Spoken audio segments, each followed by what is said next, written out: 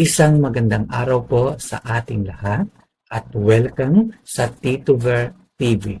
Sa araw na ito ay nais ko lang magbahagi ng isang talakayan na natutunan ko sa araw-araw na pag-o-observe ko sa mga nangyayari, sa mga pangyayari sa ating paligid.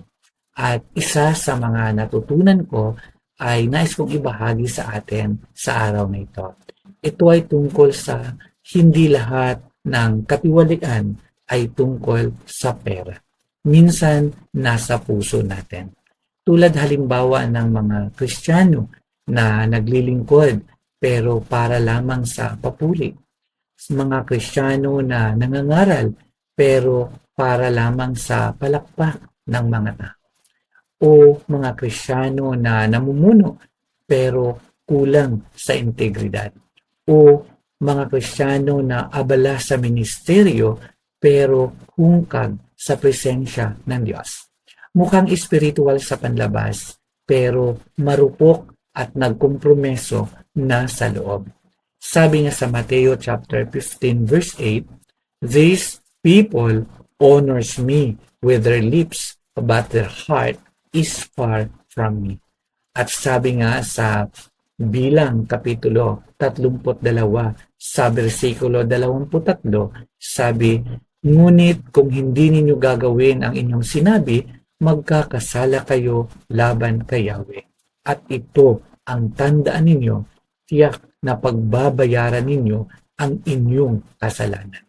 Sabi sa Hebreo chapter 4 verse 13, "Nothing in all creation is hidden from God's sight." At sa Kawikaan kapitulo 10 versikulo 9, sabi, "Whoever walks in integrity walks securely." Ang pinakadelikadong uri ng katiwalian ay yung tanggap mo na ang isang bagay kahit alam mong hindi na ito tama sa harap ng Diyos. Kung ano ang hinahayaan mo, nagiging kultura mo. At kung ano ang tinatago mo, lilitaw din sa tamang panahon. Sabi sa unang Korinto kapitulo 4, versikulo 2, "It is required that those who have been given a trust must prove faithful." At sa Jeremias kapitulo 23, versikulo 1, sabi, "Woe to the shepherds who destroy and scatter the sheep." Hindi hinahangaan ng Diyos ang galing o performance natin.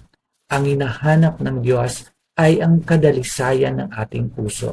Bago ka gamitin ng Diyos sa harap ng marami, uunahin mo na niyang ayusin ang puso mo ng pribado. Sabi nga sa Awit kapitulo 139 sa bersikulo 23, "Search me, O God, and know my heart." Hindi kailangang perpekto, pero kailangan totoo.